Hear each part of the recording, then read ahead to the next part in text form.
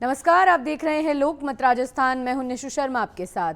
आइए रुक करते हैं आज की बड़ी खबरों की ओर। प्रधानमंत्री नरेंद्र मोदी 25 से 26 जुलाई को मालदीव के दौरे पर रहेंगे। इससे ठीक पहले वहां के राष्ट्रपति मोहम्मद मुइज्जू के साले और सल्फी जमीयत के नेता शेख अब्दुल्ला बिन मोहम्मद इब्राहिम ने पीएम मोदी को आतंकवादी कहा और उन पर बाबरी मस्जिद तोड़ने का आरोप लगाया। रिपोर्ट के मुताबिक विवाद बढ़ने के बाद अब्दुल्ला ने सोशल मीडिया पोस्ट डिलीट कर दी। फिलहाल मालदीव सरकार की ओर से इस पर कोई आधिकारिक टिप्पणी नहीं की गई है। शेख अब्दुल्ला ने एक्स पर की गई पोस्ट में लिखा था, मोदी इस्लाम के सबसे बड़े दुश्मन हैं, वो आतंकवादी हैं। उन्होंने बाबरी मस्जिद गिराई है, पुरानी मुस्लिम जमीनों को लूटा और अहमदाबाद को कब्रिस्तान में बदल दिया।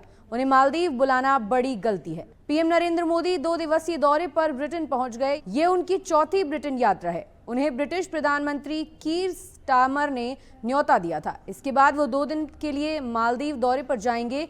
कीर स्टारमर के प्रधानमंत्री बनने के बाद मोदी की ये पहली ब्रिटेन यात्रा है।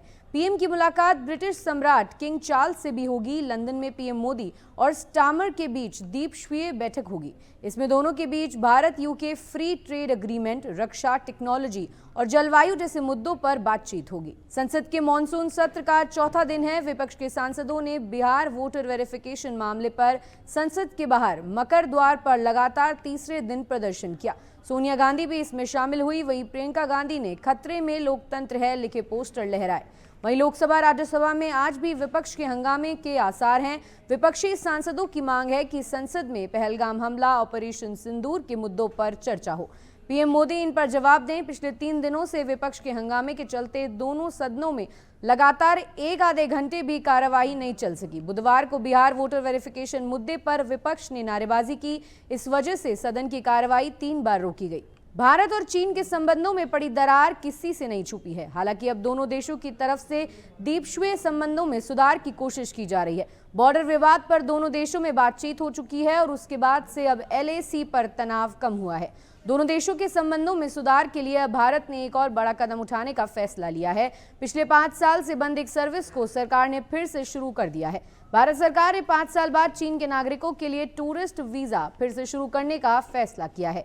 ये प्रक्रिया आज 24 जुलाई से शुरू हो गई है। उपराष्ट्रपति जगदीप धनखड़ के इस्तीफा देने के 3 दिनों के भीतर निर्वाचन आयोग ने इस पद के लिए चुनाव प्रक्रिया की शुरुआत कर दी है।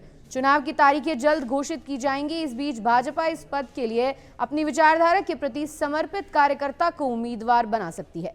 फिलहाल जिन नामों पर पार्टी में विचार चल रहा है उनमें कर्नाटक के राज्यपाल थावरचंद गहलोत सबसे प्रबल दावेदार माने जा रहे हैं। अन्य नाम सिक्किम के राज्यपाल ओम माथुर का भी है। आयोग ने इस पद के लिए निर्वाचक मंडल, रिटर्निंग ऑफिसर और अन्य जरूरी चीजों को अंतिम रूप देना शुरू कर दिया है। आयोग की तैयारियों के बीच भाजपा की कोशिश होगी कि इस पद का उम्मीदवार किसी अन्य सहयोगी को बनाने की जगह अपने उम्मीदवार का नाम तय कर उसके नाम पर सहयोगी दलों को राजी करे।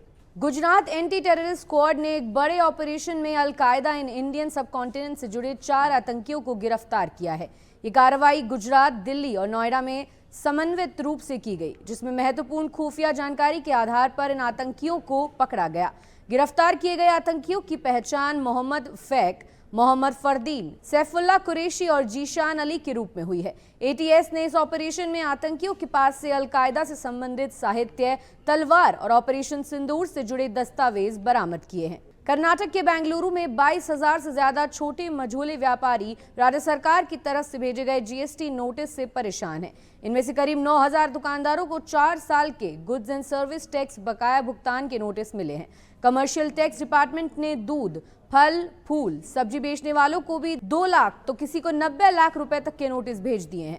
इससे नाराज छोटे दुकानदारों ने पूरे बेंगलुरु में UPI पेमेंट बंद कर दिया है। वो सिर्फ कैश पेमेंट ले रहे हैं। उन्होंने दुकान पर ओनली कैश के पर्चे चिपका लिए हैं। इसके बाद कर्नाटक सरकार हरकत में आई। मौसम विभाग ने आज 8 राज्यों में भारी बारिश का अलर्ट जारी किया है। महाराष्ट्र में रेड, जबकि बिहार, पश्चिम बंगाल, छत्तीसगढ़, उड़ीसा, तेलंगाना, आंध्र प्रदेश और कर्नाटक में ऑरेंज अलर्ट है। वहीं पिछले 24 घंटों में दिल्ली, गोवा, तेलंगाना सहित 6 राज्यों में सबसे ज्यादा बारिश हुई। हिमाचल प्रदेश में भारी बारिश के कारण लैंडस्लाइड से 2 नेशनल हाईवे समेत कुल 385 सड़कें बंद है। राज्य में 22 जून को मानसून की शुरुआत के बाद से अब तक 137 लोगों की मौत हो चुकी है, जबकि 34 लापता हैं। इस दौरान 1382 करोड़ रुपए की सरकारी और निजी संपत्ति भी नष्ट हो चुकी है। ऐसी और ताजा खबरों के लिए आप देखते रहिए लोकमत राजस्थान। नमस्कार।